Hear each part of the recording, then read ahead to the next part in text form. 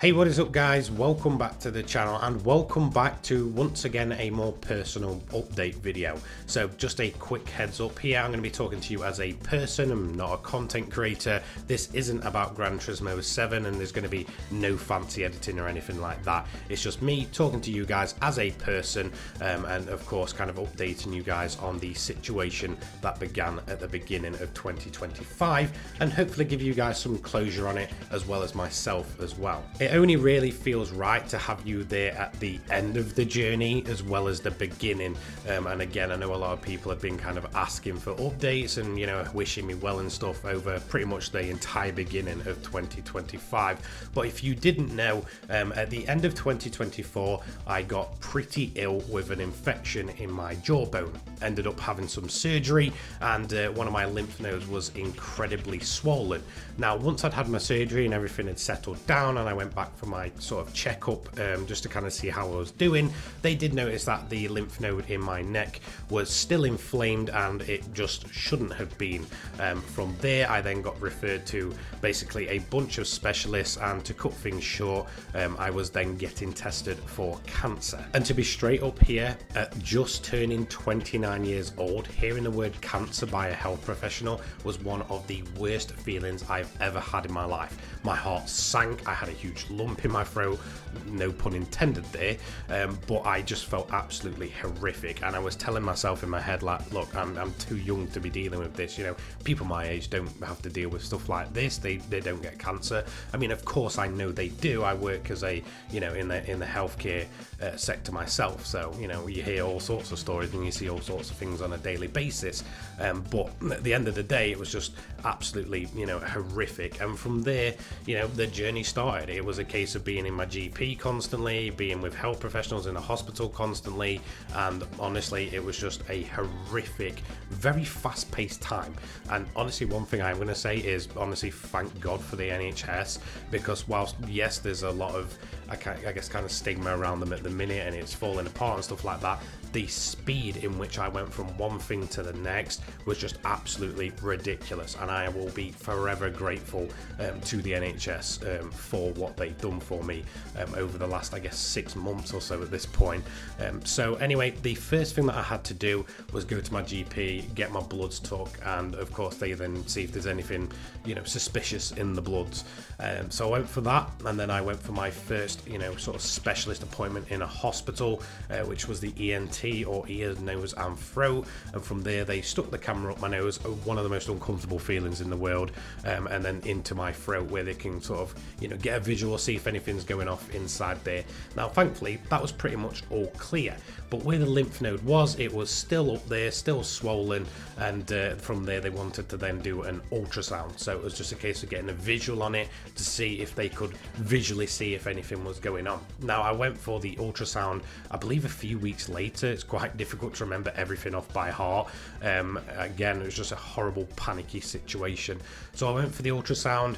They had a look at it and they couldn't see anything malicious. They couldn't necessarily rule out the whole cancer thing, but at least at present they couldn't see anything that was really noteworthy of being a sign of cancer. It was definitely a swollen lymph node, but they couldn't spot anything that could be sort of a sign of anything more, even worse. Now after that it was a case of just waiting and seeing if anything changed. So if I spotted anything, it started to grow in size and such. And honestly, over the last 3-4 months at this point, I've not noticed any change. It is still swollen and it is still there. I still have the lump in my neck, but thankfully it hasn't changed in size. And a few days ago I had my final appointment to sort of follow up with them, and they'd have a quick another check over at the ENT, and of course just let them know what was going on with it. And of course I told them, well, it's still there, but there's been no change to it in these sort of 3 or 4 months, whatever it's been, since I was with you previous. And from there they said, well, it seems like everything is pretty much okay. So I guess at that point I can finally get the closure on all of this, that there's nothing malicious going on, or at least it's not cancer. His words were basically that it was possibly something benign, line, which from what I can gather and what I remember is, means it's non-cancerous. It probably just means it's going to be there with me for, for life. It's probably never ever going to go anywhere. But again, that doesn't necessarily mean I won't have complications with it, or that it might turn cancerous in the future. You never know. You can never predict these kind of things. And of course, maybe in 10, 20 years, if I do end up with complications for it, then, I'll just go ahead and, probably end up getting it treated. I think they cut it out, if I remember from what I was reading online when I was kind of in full panic mode. But yeah, in terms of that chapter of my life, I've now pretty much got closure on it.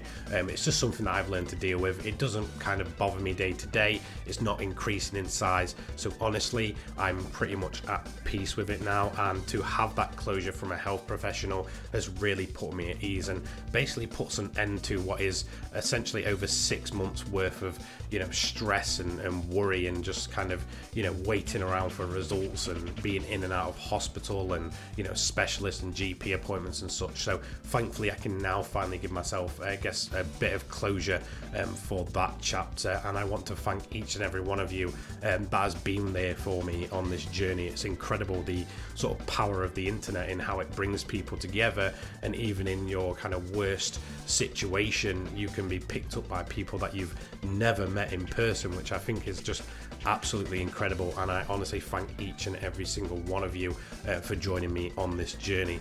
Of course, the other thing as well that I do get asked about a lot is my partner.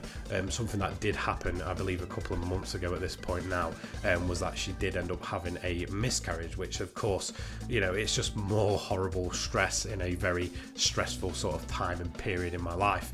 And thankfully we have got through it. She is much better now, and she's sort of on the road to recovery.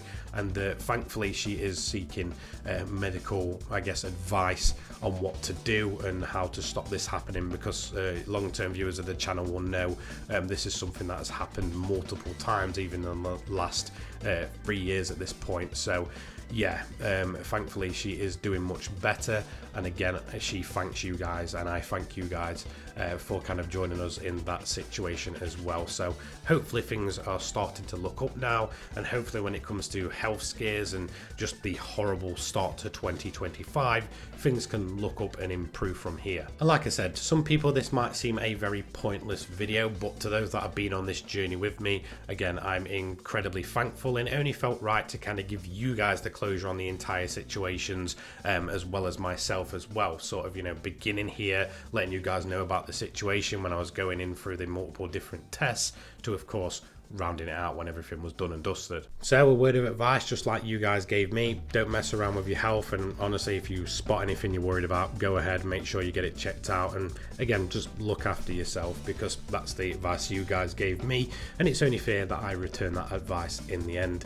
Now honestly, when it comes to the next few days, I do have content planned, but I am going to be away for a while. I'm just kind of taking some sort of rest and relaxation, just to kind of get my kind of mindset back right now. All this situation is done, and I'm going to be traveling around the UK for the next few days or so. So again, I do have content planned for the channel, and it will be arriving, but I just might not be as active as you guys might hope. I'll try and reply to some comments as and when, but yeah, a huge thank you to each and every single one of you for your support, and I'll see you a little later on. Take care guys, peace.